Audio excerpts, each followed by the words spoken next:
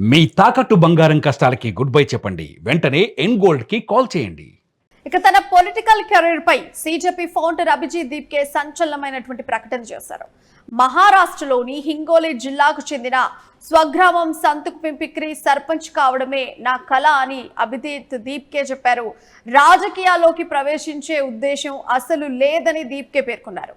రాజకీయ ఆశయం కేవలం గ్రామాభివృద్ధి మాత్రమేనని అభిజిత్ తెలిపారు. సొంతల్లో పాఠశాలల దుస్థితి, మౌలిక వసతుల లేమిపై దీప్కే తన ఆవేదన వ్యక్తం చేశారు. గ్రామంలో రోడ్లు, డ్రైనేజీ వ్యవస్థలను మెరుగుపరచడమే ఆయన ప్రధాన లక్ష్యమని వెల్లడించారు. సొంతల్లో ఒక హాస్పిటల్ని నిర్మించాలనేదే నా ప్రధాన కోరిక అని దీప్కే చెప్పారు. కాక్రోచ్ జనతా పార్టీ రాజకీయ పార్టీ కాదని దీప్కే దీనికి సంబంధించి ఒక క్లారిటీ కూడా ఇచ్చేశారు. ప్రధానంగా అయితే ప్రభుత్వాలపై ఒత్తిడి తెచ్చే గ్రూప్ గా మాత్రమే సీజేపీ పనిచేస్తుందని ఆయన స్పష్టం చేశారు. ఈ ఆగస్టు 5న ఛత్రపతి సంభాజీ నగర్ లో సీజేపీ ఒక కీలక సమావేశం చేయనుంది.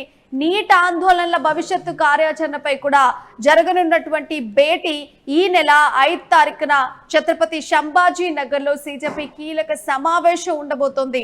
అయితే ఈ సీజేపీ అనేది రాజకీయ పార్టీ కాదని చెప్పేసి ఓన్లీ ప్రభుత్వాలపై మాత్రమే ఒత్తిడి తెచ్చే గ్రూప్ గా మాత్రమే సీజేపీ పనిచేస్తుందని చెప్పేసి ఆయన క్లారిటీ ఇచ్చేశారు.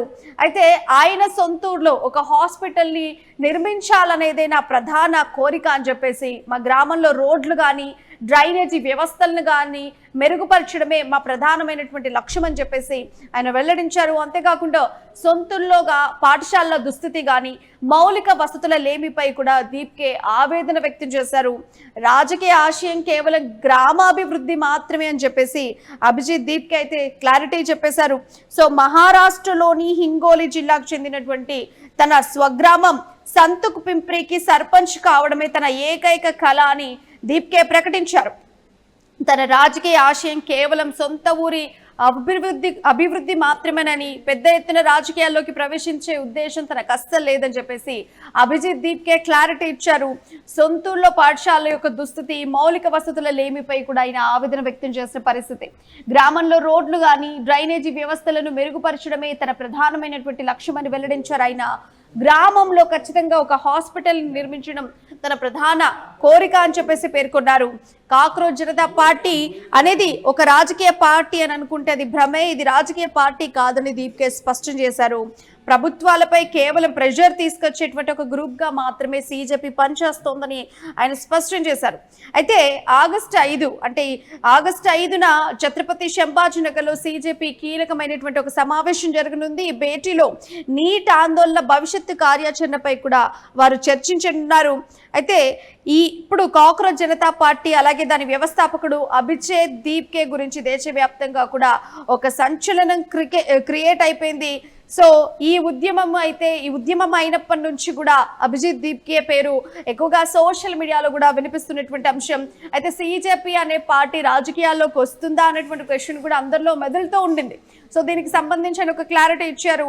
ఇది కేవలం ప్రభుత్వం పైన ప్రెషర్ తీసుకొచ్చినటువంటి పార్టీ మాత్రమే, కానీ ఇది రాజకీయ పార్టీ కాదు, రాజకీయాల్లోకి రావాలని లేదు అని చెప్పేసి కూడా ఆయన చెప్పడం జరిగింది. అభిజిత్ దీప్కే మహారాష్ట్రలోని హింగోలి జిల్లాకి చెందినటువంటి ఒక దళిత కుటుంబానికి చెందినటువంటి యువకుడు. అమెరికాలోని ప్రముఖ బోస్టన్ యూనివర్సిటీ నుండి పబ్లిక్ రిలేషన్స్ లో ఈయన మాస్టర్స్ డిగ్రీ పూర్తి చేశారు.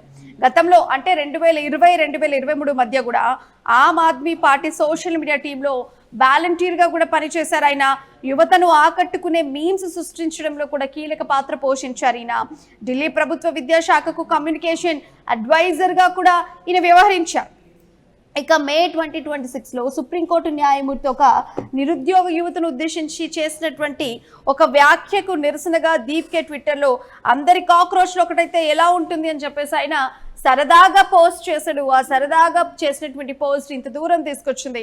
ఈ పోస్ట్ కాస్త దేశవ్యాప్తంగా కూడా వైరల్ అయి లక్షలాది మంది నిరుద్యోగ పరీక్షల లీకేజీలతో విసిగిపోయిన యువతనైతే ఆకర్షించింది. కేవలం ఒక వారంలోనే 2 లక్షలకు పైగా యువకులు ఇందులో సభ్యులుగా చేరారు. దీన్ని Indian first Gen Z protest movement గా అంతర్జాతీయ మీడియా కూడా అభివర్ణించింది. యువతను అవహేళన చేసే కాక్రోచ్ అనే పదాన్నే ఒక ఆయుధంగా మార్చుకున్నారు.